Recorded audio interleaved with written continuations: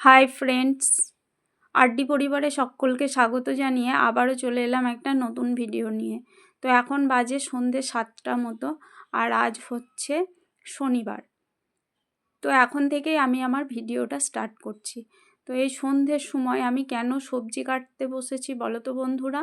কাল হচ্ছে আমাদের নবান্ন উৎসব, ঠিক আছে? তো ওই জন্যে নবান্ন উৎসবে তো গ্রাম বাংলার দিকে অনেক কিছু নিয়ম বিধি প্রচলন আছে।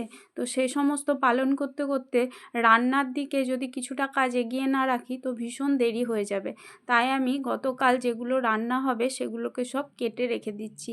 সমস্ত সবজি মানে আমাদের যে রান্নার নিয়ম আছে, কিছু কিছু নিয়ম আছে যেগুলো করতেই হয়। তো সেই সমস্তগুলো, সেই কাজগুলোকে আজ আমি এগিয়ে রেখে দিচ্ছি। তো ভাবলাম একটু তোমাদের সঙ্গে শেয়ার করি, তাই এখানে সবজিগুলোকে আমি কাটতে বসে গেছি। তো এখানে দেখো অলরেডি কিছু সবজি কাটা হয়ে গেছে, মানে যে সমস্ত ভাজাগুলো করব, 7 রকম ভাজা, ফুলকপি আলুর তরকারি সমস্ত কিছু কাটা হয়ে গেছে। তো বন্ধুরা, এটা হচ্ছে পরের দিন সকাল। আবারও আমার সমস্ত বন্ধুদেরকে গুড মর্নিং জানিয়ে একটা নতুন সকাল শুরু করলাম। তো আজ হচ্ছে নবান্ন উৎসব। এখন বাজে সকাল 6টা, 6:30 মতো। তো আমার এখন সমস্ত আশিপাশি কাজকর্ম হয়ে গেছে, স্নান হয়ে গেছে, একদম চলে এসেছি ঠাকুর ঘরে। আগে ঠাকুর ঘরের কাজ সেরে নেব, তারপর চলে যাব রান্নাঘরে। এখনও পর্যন্ত আমি চা খাইনি বা চা বানাইও নি। প্রথমে আশিপাশি সমস্ত কাজকর্ম সেরে, স্নান সেরে আগে ঠাকুর ঘরে ঠাকুর পুজোর কাজটা সেরে নেব।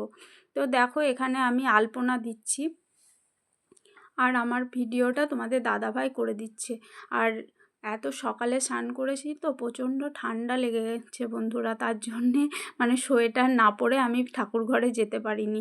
কিছু মনে করো না তোমরা, ঠিক আছে? আর গ্রাম বাংলার দিকে জানো তো এই নবান্ন উৎসবে অনেক কিছু নিয়ম কানুন প্রচলিত আছে, যেগুলো এখনো পর্যন্ত আগেকার দিনে মা ঠাকুমারা পালন করে গেছে, এখনো পর্যন্ত আমরা পালন করি। মানে যেহেতু মা ঠাকুমারা পালন করে গেছে, তাই আমরাও এটাকে মানে না মেনে পারি না, মনে হয় যেন না, এটা আমাদের নিয়ম। তো আমি বাড়ির প্রত্যেকটা জায়গায়, দুয়ার চৌকাঠে সমস্ত জায়গায় আলপনা দিয়ে দিচ্ছি আগে।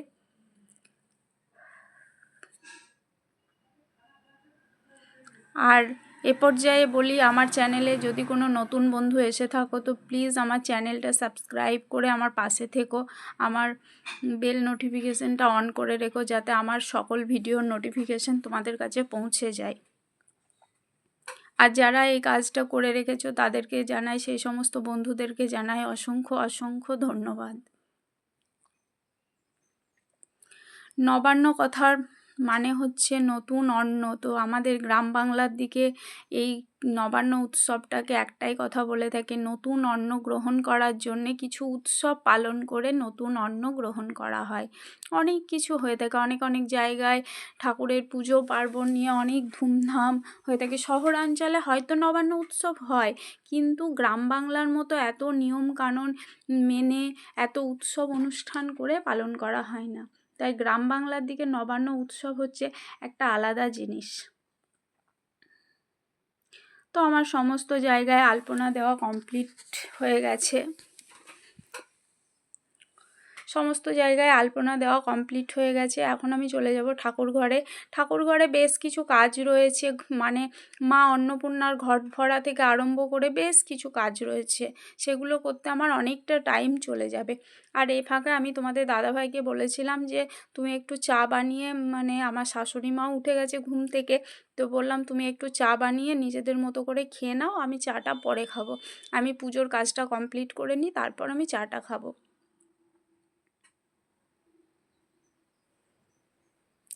আর আজকে সকালে জানো তো বেশ ঠান্ডা ছিল, কুয়াশাও ছিল হালকা হালকা।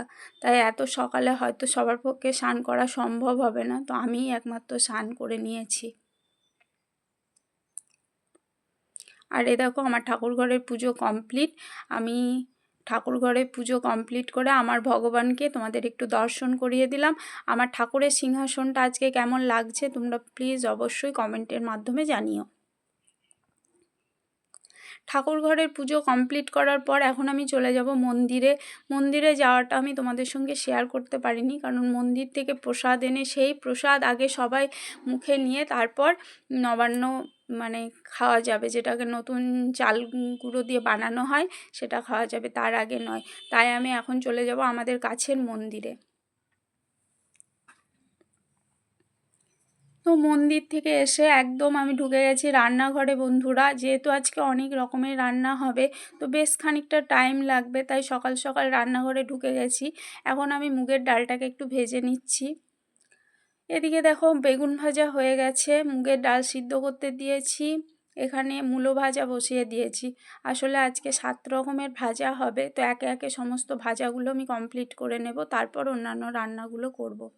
এখানে দেখো রয়েছে পটল, আলু, সমস্ত কিছু ভাজা হবে। আলুগুলোকে জলে ভিজিয়ে রেখেছি, না হলে কালো হয়ে যাবে। তো এখানে আমার 5 রকম ভাজা কমপ্লিট হয়ে গেছে। দেখো সমস্ত কিছু রেখেছি। বড়া ভাজাটা একটু বেশি হয়ে গেছে, তাই দুটো জায়গায় রাখতে হয়েছে। আর এখানে শাক বসিয়ে দিয়েছে, শীষ পালংয়ের শাক। তো এইভাবে আস্তে আস্তে আমি রান্নাবান্নাগুলো কমপ্লিট করে নেব বন্ধুরা। এখানে 5-7 রকম ভাজার মধ্যে বলি রয়েছে আলু ভাজা, বড়া ভাজা, বেগুন ভাজা, পটল ভাজা, মূলো ভাজা, গাজর ভাজা, এই রকমই রয়েছে। তো তারপরে আমি রান্নাবান্না সমস্ত কিছু কমপ্লিট করে চলে গেছিলাম একটু সোনার দোকানে, কারণ এখন সবার হাতেই সচরাচর এই পলা আংটিগুলো দেখা যায়। তো আমার একদমই ছিল না, তো তোমাদের দাদাভাই বলল কি চলো তোমাকে একটা পলা আংটি কিনে দেবো। কিন্তু আমাকে বাড়ি থেকে সেটা বলে নিয়ে যায়নি, আমাকে বললো চলো বাজারে একটু দরকার আছে, ছেলের জন্য কিছু শীতের জিনিস কিনবো। তো সেই হিসাবে গিয়ে আমাকে নিয়ে চলে গেছে সোনার দোকানে। তো ওখানে গিয়ে বলছে তুমি পছন্দ করো আংটিটা। তো যথারীতি আমি আংটিটা পছন্দ করে আংটিটা নিয়ে বাড়ি চলে এসেছি। তো ওখানে তোমাদেরকে ভালোভাবে দেখাতে পারিনি, এখানে তোমাদের সঙ্গে ভালোভাবে আংটিটা আমি শেয়ার করি। আর আংটিটা কেমন হয়েছে তোমরা অবশ্যই কমেন্টের মাধ্যমে জানাবে। হ্যাঁ আমি জানি খুব ভারী সোনার মধ্যে জিনিসটা নয়, হয়তো বলবে দিদিভাই তুমি একটা আংটি কিনেছো সেটাও আমাদের সঙ্গে শেয়ার করলে, কিন্তু এটাই আমার কাছে অনেক, জানো তো বন্ধুরা। তো সবাই ভালো থেকো, সুস্থ থেকো, দেখা হবে নতুন একটা ভিডিওতে সবার সঙ্গে।